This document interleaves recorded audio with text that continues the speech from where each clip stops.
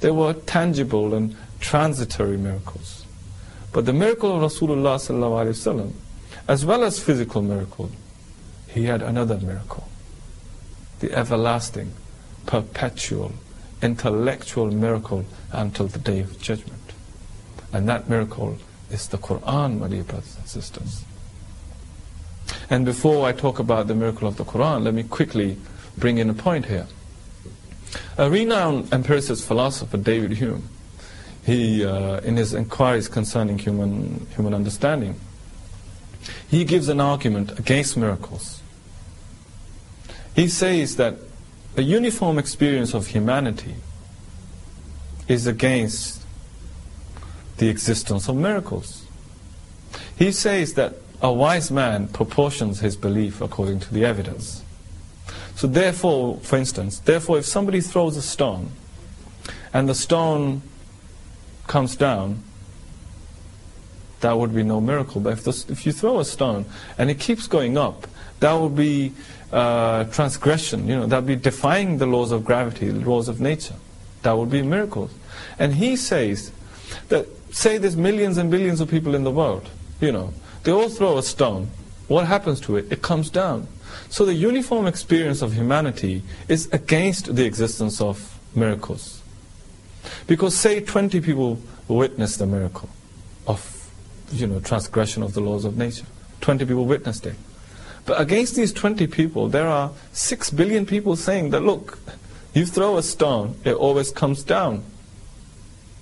So proportionally, the evidence against it of humanity is more than the evidence for it. So this is one of his arguments. And this is a good argument. Allah subhanahu wa ta'ala knew, my dear brothers and sisters, how far the human thought is going to progress. And that is why the miracles of other prophets, the physical miracles, finish with them. But the miracle of our Prophet, Hazrat Muhammad Mustafa sallallahu alayhi wa alihi wasallam, is here until the Day of Judgment.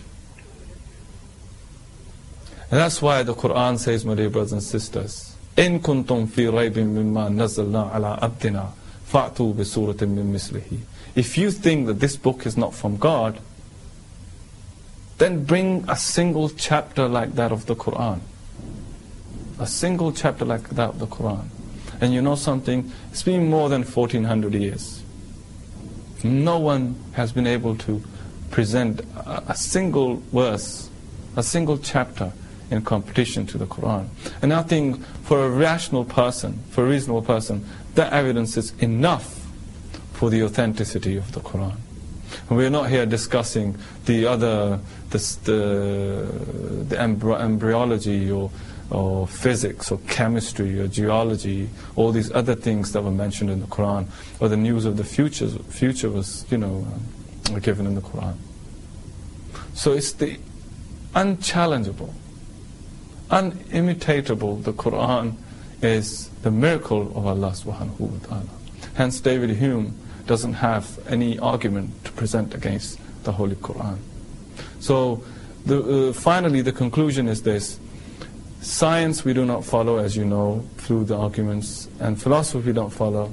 Religions, we follow Islam because the truthfulness and the authenticity of Islam is in the Quran. And the Quran is self-evident that it is a revelation from Allah subhanahu wa ta'ala. Wa akhiru ta'wana and alhamdulillah.